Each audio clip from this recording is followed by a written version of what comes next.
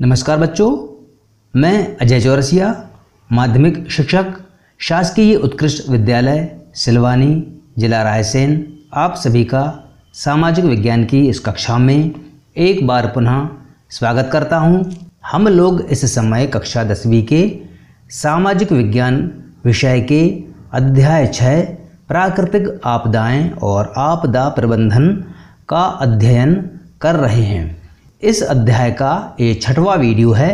पिछले 5 वीडियो में हमने आपदा से आशय और उसके प्रकार, प्राकृतिक आपदा के रूप में सूखा आपदा, बाढ़ आपदा, भूकंप आपदा और भूस्खलन आपदा का अध्ययन किया था।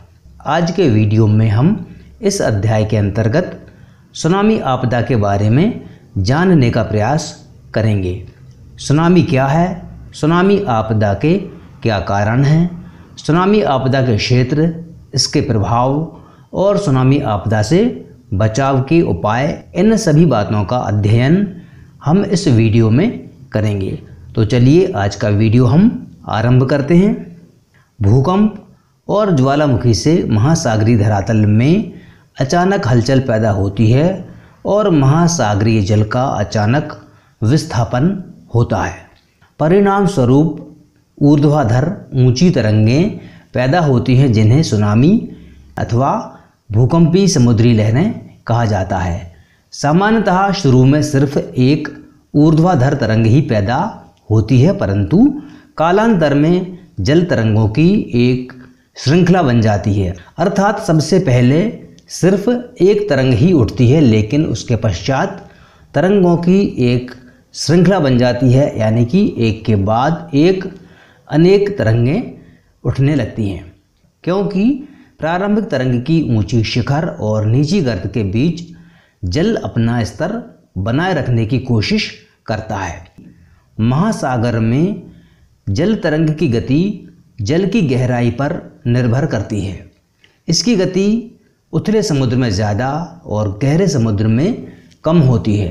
परिणाम स्वरूप महासागरों के अंदरूनी भाग इससे कम प्रभावित होते हैं। तटीय क्षेत्रों में ये तरंगें ज़्यादा प्रभावी होती हैं और व्यापक नुकसान पहुंचाती हैं। इसलिए समुद्र में जलपोत पर सुनामी का कोई विशेष प्रभाव नहीं पड़ता। समुद्र के आंतरिक गहरे भाग में तो सुनामी महसूस भी नहीं होती। ऐसा इसलिए होता है क्योंकि गहरे समुद्र में सुनामी की लहरों की लंबाई अधिक होती है और ऊंचाई कम होती है। इसलिए समुद्र के उस भाग में सुनामी जलपोत को 1 या 2 मीटर तक ही ऊपर उठा सकती है, और वो भी कई मिनट में। इसके विपरीत जब सुनामी उथले समुद्र में प्रवेश करती है, इसकी तरंग लंबाई कम होती चली जाती है। समय वही रहता है और तरंग की ऊंचाई बढ़ती जाती है। कई बार तो इसकी ऊंचाई 15 मीटर या इससे भी अधिक हो सकती है, जिससे तटीय क्षेत्र में भीषण विध्वंस होता है। इसलिए इन्हें उथले जल की तरंगें भी कहते हैं। आइए अब हम सुनामी आपदा के कारण पर चर्चा करते हैं। समुद्री जल कभी भी शांत नहीं रहता। समुद्री जल में हलचल होना स्वाभाविक है। भूकंप और ज्वालामुखी का समुद्री क्षेत्रों में आना ही सुनामी आपदा का प्रमुख कारण है। भूकंप क्यों आते हैं, इसके बारे में हमने आपको पहले ही बता दिया है कि भूकंप टेक्टोनिक प्लेटों के आपस में रगड़ खाने के कारण आते हैं, और जब भूकंप आता है तो समुद्र के अंदर हलचल होती है। जब समुद्री क्षेत्रों के धरातल में अचानक ज्वालामुखी या भूकंप के उद्भेदन की क्रिया होती है, तो समुद्री जल में गतिशीलता बढ़ती है, जिसके कारण समुद्री जल में ऊंची तरंगें उत्पन्न होती हैं, जो जनहानि और संपदा विनाश का कारण बनती हैं। आइए अब हम सुनामी आपदा के क्षेत्रों के बारे में चर्चा करते हैं। आप लोग इतना तो समझ ही गए होंगे कि सुनामी की लहरें कहाँ आती होंगी। वो क्षेत्र जो समुद्र से लगा हुआ होता है या समुद्र के किनारे अर्थात तटों पर रहने वाले लोग इससे ज़्यादा प्रभावित होते हैं।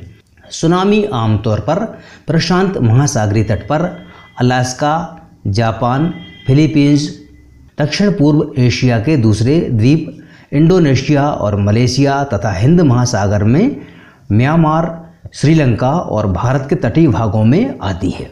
मतलब धरती का वो भाग जो समुद्र से लगा हुआ है अर्थात तट कहलाता है, वहाँ पर ही सुनामी आती हैं।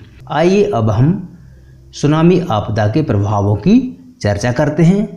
तट पर पहुँचने पर सुनामी तरंगें बहुत अधिक मात्रा में ऊर्जा निर्मुक्त करती हैं, अर्थात एक ताकत के साथ समुद्र की लहरें धरती से टकराती हैं और समुद्र का जल तेजी से तटीय क्षेत्रों में घुस जाता है और बंदरगाहों, शहरों, कस्बों, अनेक प्रकार के ढांचों, इमारतों और बस्तियों को तबाह करता है। चूँकि विश्व भर में तटीय क्षेत्रों में जनसंख्या सघन होती है और ये क्षेत्र बहुत सी मानव गतिविधियों के केंद्र होते हैं, अतः यहाँ दूसरी प्राकृतिक आपदाओं की तुलना में सुनामी अधिक जान माल को नुकसान पहुँचाती है।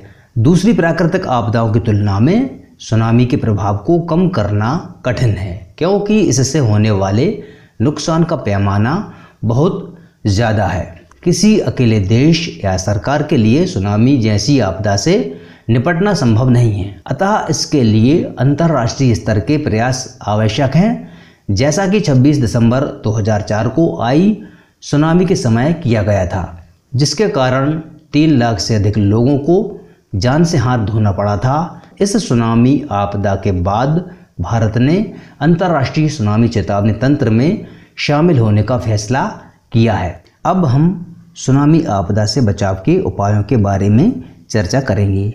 सुनामी अन्य प्राकृतिक आपदाओं की तुलना में तीव्रता से घटित होती है। इसमें बड़े पैमाने पर जन धन की हानि होती है तथा सामाजिक तंत्र छिन्न भिन्न हो जाता है।